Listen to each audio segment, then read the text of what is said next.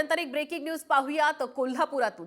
लेझरमुळे कोल्हापुरातील एका तरुणाच्या डोळ्यामध्ये रक्तस्राव झालेला। कोल्हापूरच्या उजगावमधील एका गणेश मिरवणुकीमध्ये लेझर किरणांचा वापर करण्यात आला होता आणि लेझरची किरणं थेट डोळ्यावर पडल्यामुळे या तरुणाचा डोळा लाल झाला आणि त्यातून पाणी वाहू लागलं आणि त्याला रुग्णालयामध्ये सुद्धा नेलं आणि त्याच्या बुबुळाला इजा होऊन आत रक्तस्राव झाल्याचं निदान डॉक्टरांनी केलेलं आहे। तर दुसरीकडे गणेश मिरवणुकीमध्ये बंदोबस्ताला असणाऱ्या पोलिसांच्या डोळ्याला सुद्धा लेझरमुळे इजा झालेली आणि याच महत्त्वाच्या बातमी संदर्भात अधिकचे अपडेट घेण्यासाठी जाऊयात आमचे कोल्हापूरचे प्रतिनिधी रणजित माजगावकर यांच्याकडे। रणजित, नेमकी ही संपूर्ण घटना काय आहे?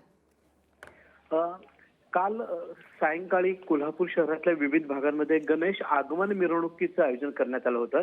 यामध्ये डॉल्बी सिस्टीम आणि प्रकाश विद्युत झोत मोठ्या प्रमाणामध्ये वापरण्यात आला होता। उचगाव परिसरामध्ये एक मिरवणूक निघाली होती। यामध्ये जे लेसर किरणांचा वापर झाला या मिरवणुकीमध्ये, त्यामध्ये किरण थेटे नावाच्या एका तरुणाच्या डोळ्याला गंभीर इजा झालेली आहे। डोळ्यातून रक्तस्राव सुरू झाल्यामुळे त्याला शास्त्रीनगर इथल्या एका खासगी रुग्णालयात उपचारासाठी दाखल करण्यात आलेलं आहे। दरम्यान याच बंदोबस्तामध्ये युवराज पाटील नावाचे जे पोलीस कर्मचारी आहेत, हे देखील यांच्या डोळ्याला सुद्धा इजा झाल्यामुळे त्यांच्यावर उपचार सुरू करण्यात आलेले आहेत। आपल्याला माहिती आहे 2 वर्षांपूर्वी कोल्हापुरातल्या राजारामपुरीमध्ये अशाच पद्धतीची मिरवणूक निघाली होती आणि हजारो मोबाईल यामध्ये फुटले होते आणि अनेकांच्या डोळ्याला इजा झाली होती। त्यानंतर अति तीव्र असणाऱ्या प्रकाश झोतांवर पोलिसांनी बंदी घातली होती। असं असताना सुद्धा काल उचगावमध्ये जी मिरवणूक निघाली यामध्ये अशा पद्धतीचे लाईट्स वापरल्यामुळे या दोघांवर आता उपचार करण्याची वेळ आलेली आहे। त्यामुळे आता पोलीस प्रशासन गंभीर झालेलं आहे।